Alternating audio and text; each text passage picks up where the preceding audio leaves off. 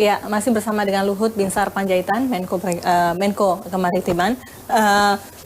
Bapak masuk dalam kabinet ini bukan pertama kali. Kalau kita bisa review ke belakang lagi, pernah menjadi dubes, kalau saya tidak salah pada saat zaman Pak Habibie, lalu kemudian Menteri Perdagangan pada saat eranya Gus Dur, lalu sempat absen, tidak menyentuh eksekutif di 2 atau 3 periode ya, lalu kembali pada masa Pak Jokowi. Dan di Pak Jokowi ini ada 3 kali ya berganti posisi, terakhir adalah Menko Kemaritiman.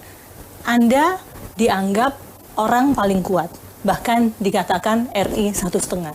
Biasanya RI 1,5 itu untuk istri-istri presiden, tapi sekarang untuk zamannya Pak Jokowi JK ini untuk Pak Luhut, begitu. Sekarang apa tanggapan Pak Luhut?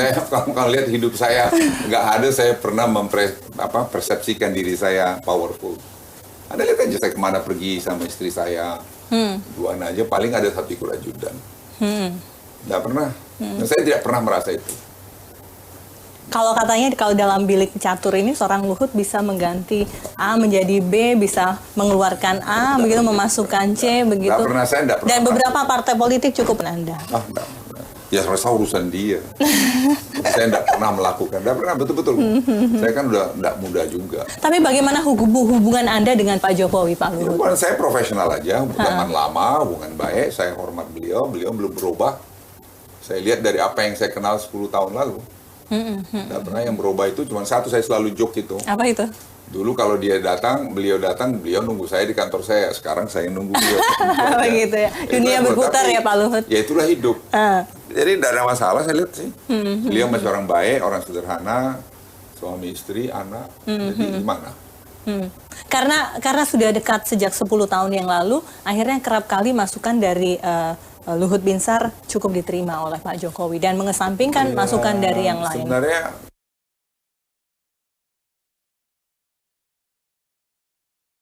tidak mesti begitu juga. Mungkin masukan dari saya itu rasional. Saya juga nggak punya kepentingan apa-apa sih. Apa saya mau capai lagi? Saya udah mencapai sebagai seorang perwira TNI, perwira Kopassus. Achievement saya apalagi? Nggak ada lagi. Udah. It's the ultimate. Dan ini adalah pengabdian. Saya ngabdi aja, menyelesaikan 1,5 tahun ke depan. Penting saya dorong presiden harus terpilih 2 kali. Presiden harus terpilih 2 kali? Karena menurut saya bagus buat Republik ini. Karena saya belum pernah lihat, maaf dengan segala hormat saya pada periode yang lalu. Jangan salah menangkap ya. Yang saya alami belum. Ini semua apa yang kita jalankan semua ini, coba lihat tuh, jalan semua. Hampir tidak ada yang yang potensi untuk mangkrak. Kenapa? Semua kita lakukan secara profesional. Sekarang ini mesti LRT. Nanti kita bahas LRT di segmen selanjutnya. Kita Pak. juga bertempur juga kadang-kadang. Sama-sama menteri di debat profesional ya. Tapi bagus-bagus saja, semua bagus. Dan itu diberikan ruang oleh presiden untuk itu. Jadi saya tidak lihat ada masalah. Kabinet ini memang betul-betul kabinet yang sangat bekerja seperti itu ya. Kalau itu saya bisa katakan Anda yes. Oke, baik. Iya. Pilkada yang ketiga secara serentak akan dilaksanakan di tahun 2018. Begitu. Banyak sekali warnanya, termasuk banyak juga purnawirawan TNI yang terlibat. Bagaimana tanggapan? Saya kira sah-sah aja sih.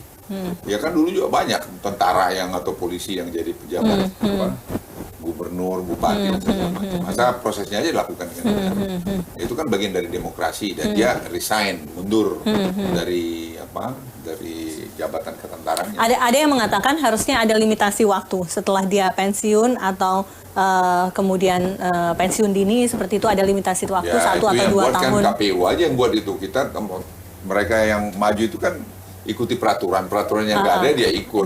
Kalau memang di kemudian hari mau dibikin gitu ya sila-sila aja, nggak ada sih saya kira masalah. Saya kira bagus. Jadi kita lihat nanti kan seperti Jawa Barat ada 2 tentara yang maju. Di Medan ada, di Ambon, di mana lagi di Balikpapan ada polisi. Iya, betul. Iya. Panglima TNI baru saja diganti. Begitu Panglima TNI yang sebelumnya banyak sekali warna-warna yang terjadi, khususnya terkait pada saat Pilkada DKI Jakarta. Begitu. Sesudah Panglima TNI berganti, ada beberapa kebijakan yang dilakukan oleh Panglima TNI terdahulu yang kemudian dirubah. Begitu. Tanggapan Anda, Pak Luhut? Sebenarnya nggak ada yang dirubah sih. Ya diperbaiki. Ya hak dia juga kan, Panglima baru, ada selera dia juga pengen gini. Saya lihat nggak ada. Cukup arif Pak Hadi, saya pikir nggak ada. Ya hanya dia minta memang Pangkostrat supaya jangan terus pensiun lah. Biar dulu nanti pas Bapak udah daftar boleh nggak gitu, itu aja. Sekarang Pak Edi mendaftar hari kapan besok tuh dia terus ya mengundurkan diri ya. Jadi nggak ada saya kira yang aneh. Oke. Harmonisasi antara kepolisian dan TNI bagaimana Anda melihatnya? Ya saya lihat hubungan pribadi Pak Hadi dengan Pak Tito bagus sekali. Ya saya udah ketemu dan mereka saya pikir cukup bagus, dan itu saya kira memberi warna lebih baik lagi pada Republik ini. Once TNI Polri itu kompak, saya kira akan tambah baik. Oke.